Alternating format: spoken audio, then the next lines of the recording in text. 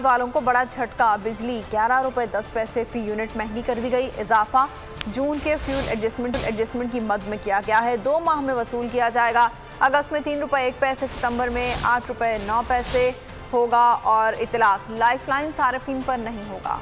कराची के शहरियों के लिए महंगाई का पटका, बिजली बिलों में लगेगा जोरदार झटका। नेपरा ने बिजली 11 रुपए 10 पैसे फी यूनिट इजाफे की मंजूरी दे दी। इजाफा के इलेक्ट्रिक के जून के माहाना फ्यूल एडजस्टमेंट की मद में किया गया। नोटिफिकेशन के मुताबिक जून का FCA सार्फिन से 2 माह में वसूल किया जाएगा। सार्फिन की जेबों पर मजीद बोझ पड़ेगा।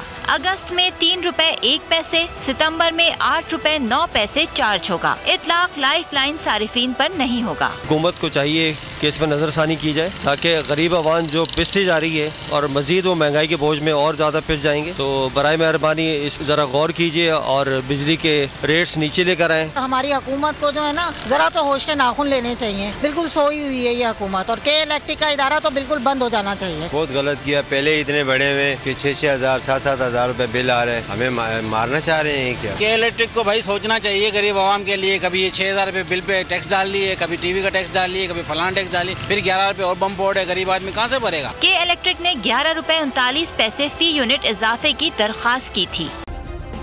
सब्सक्राइब करें और बेल दबाएं ताकि कोई खबर रह न जाए।